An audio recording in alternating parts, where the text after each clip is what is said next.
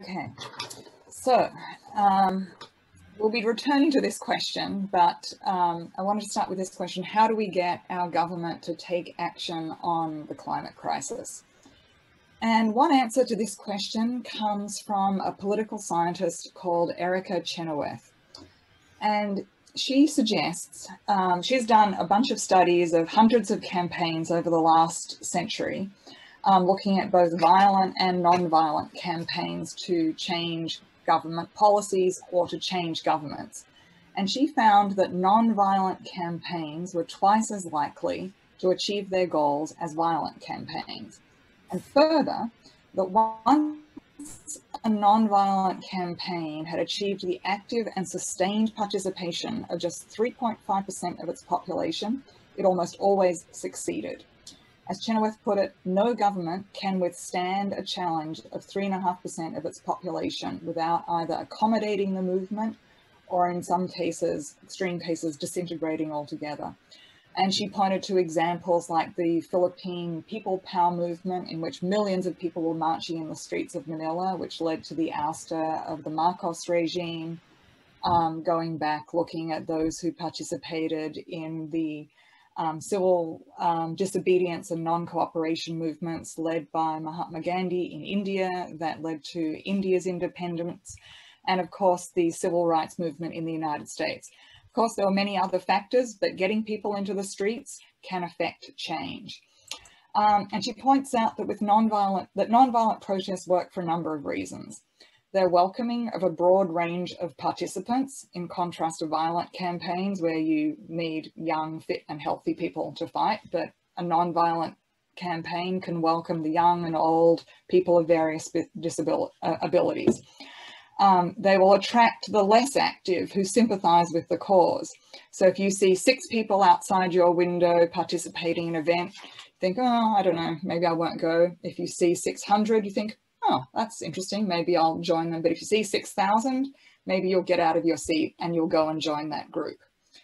And they also work, she points out, by, to some extent, disarming security forces. So the police or the military are less likely to fire at crowds, which may include their own friends or family.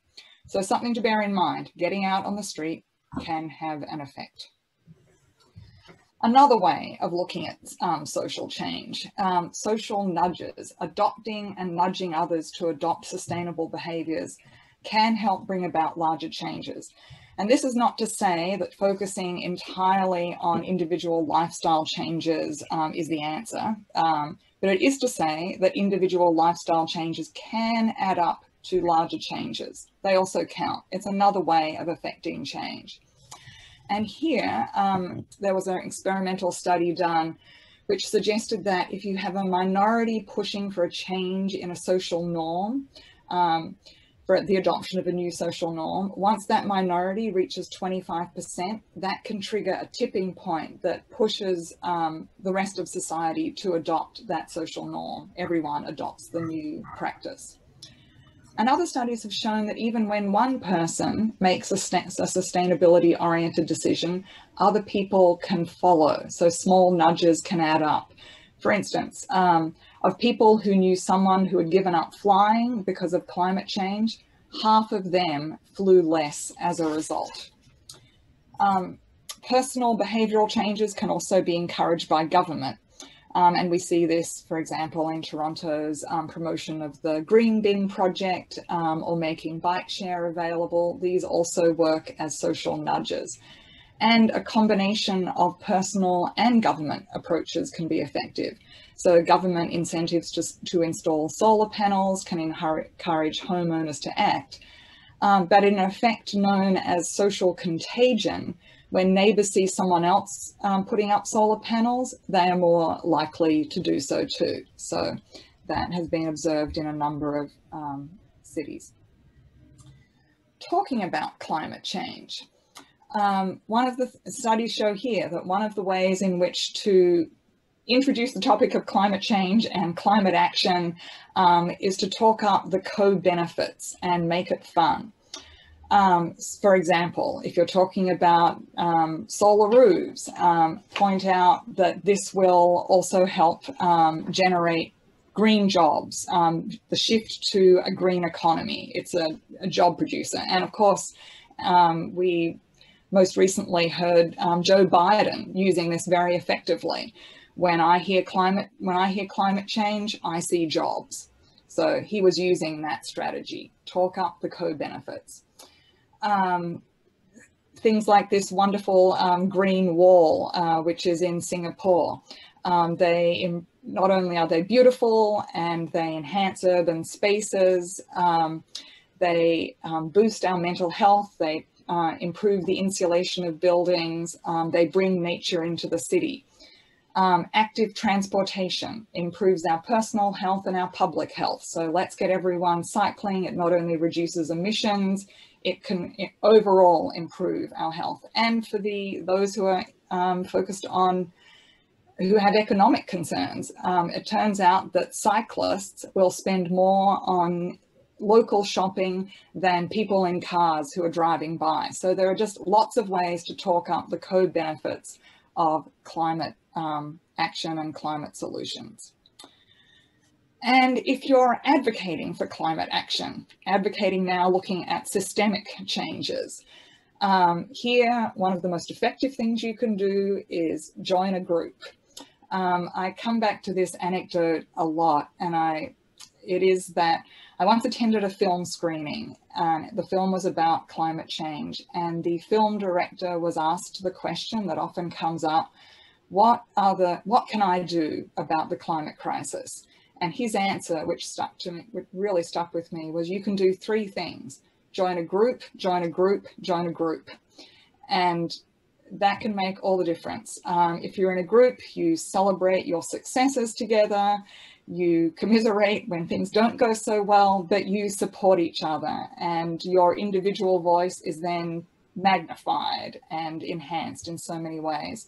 And here, I put up 2 photos here of people who participated in the Canada-African Partnership Bikeathon, raising funds for climate action in Africa. And you can see down below members of Climate Fast outside Toronto City Hall. So group action can make all the difference. Some of you I know are already members of groups, so I hope some of you might also consider joining a group. And then stories of success. So stories of success provide inspiration and a path to the future, and we need these stories. So here is the story of Fridays for Future, which is a story of both individual and collective action.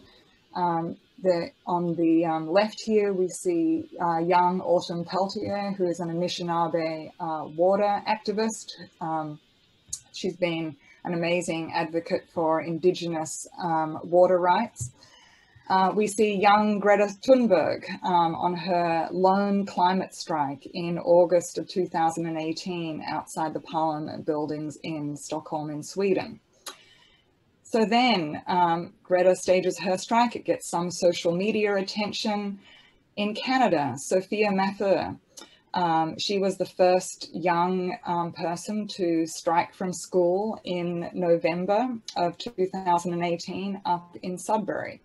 We heard about her action, and a group of us here in Toronto organized, parents and students and kids, organized the first Fridays for Future climate strike in Toronto in December of 2018.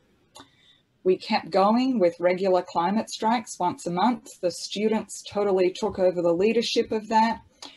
In September 2019, barely 10 months later, what had been maybe 100 people gathered outside Queen's Park became the largest climate march Toronto had ever seen. I don't know if many of you were involved in that climate strike, but it was absolutely amazing. And that was done in a coalition of groups of union organizers, Climate Justice Toronto, Indigenous climate activists.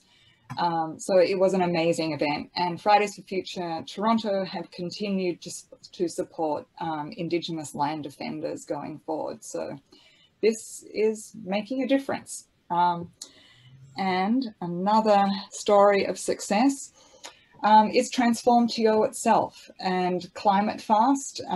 Our group has been very actively involved in supporting the creation of TRANSFORMTO. Lynn can speak about this more. They organised a grassroots campaign asking for funding, delivered a petition with over 1,500 signatures, had a class visit with the councillors, and TRANSFORMTO was approved by City Council. And Climate Fast has continued to lobby and support TRANSFORMTO along with other social justice actions.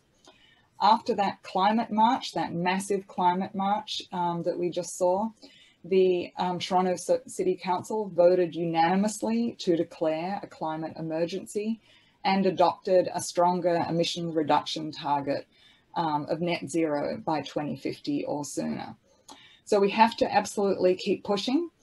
But now, after feeling so depressed about my slides about Australia, I'm feeling that there is room to move here. And just thinking about that declaration of climate emergency, I remember sitting in a meeting maybe a year before that and someone saying we need to get City Council to declare a climate emergency. And I was thinking, oh, that would never happen. And it did. But of course, we have to hold them to account and transform that declaration into action, as has been done in Vancouver. So there are models to follow here. Thank you.